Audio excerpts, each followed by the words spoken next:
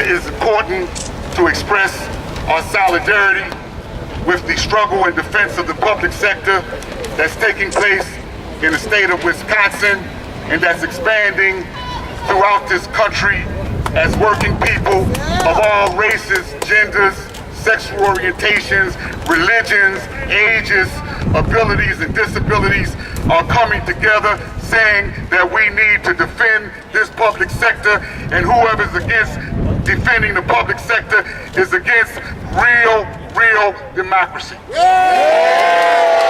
international UN agency called the ILO, the International Labor Organization, responded to a complaint filed by the North Carolina Public Service Workers Union, UE 150, finding that North Carolina is out of compliance with international law.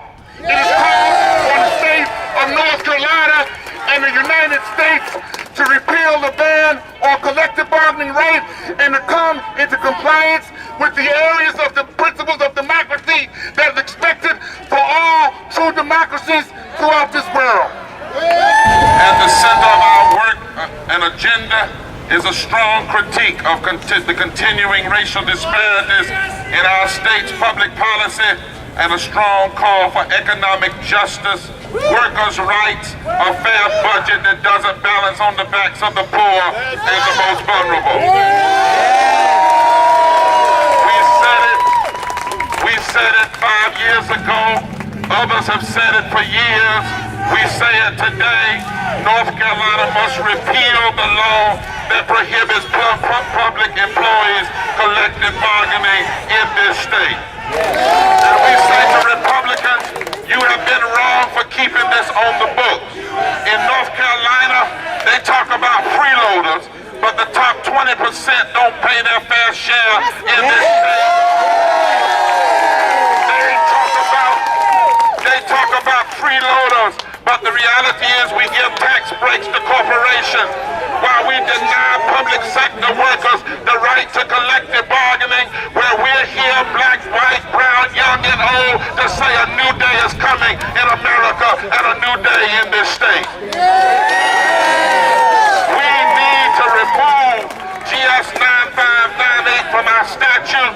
We need to pay people a living wage, and we need a people's budget in the state of North Carolina.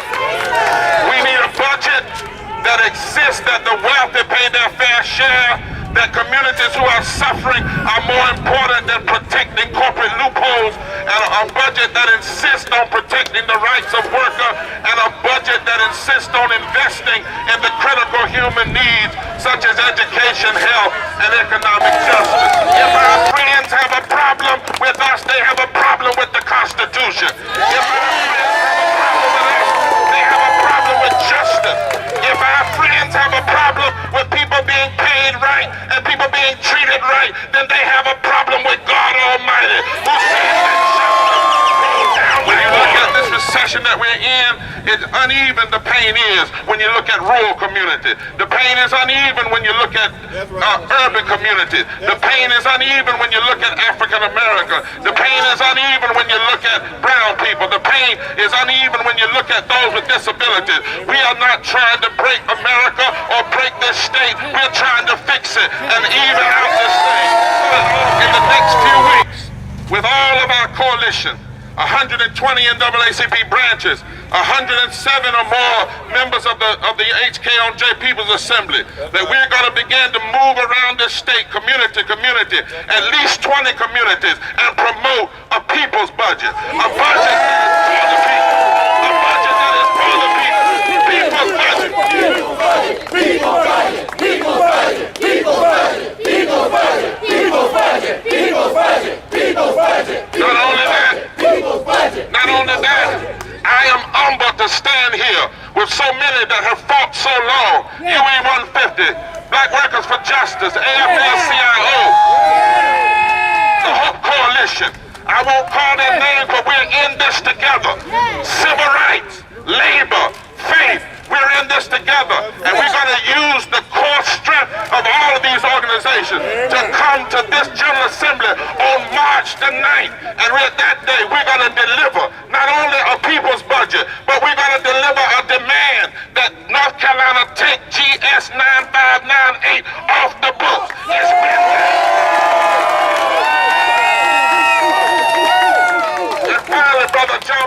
Saladin, as others are standing here, I come to announce to you today that on this past Saturday, unanimously, the National Board of the NAACP voted by resolution to turn loose the 2,700 units of the NAACP across this nation and more than 500,000 members across this nation. And the resolution simply says the NAACP opposes the draconian measures aimed at eviscerating the public sector employment unions. We're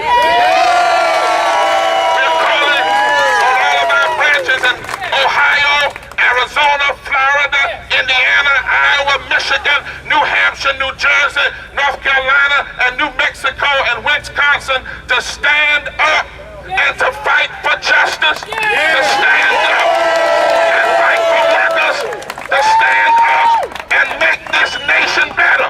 Those across the street need to hear from a preacher this morning. You can yell all you want to yell, but the Bible said nearly 3,000 years ago, somebody's got to cry loud and stand up and call on this country, call on this world to pay people what they deserve. Collective bargaining will not hurt North Carolina, it will lift North Carolina.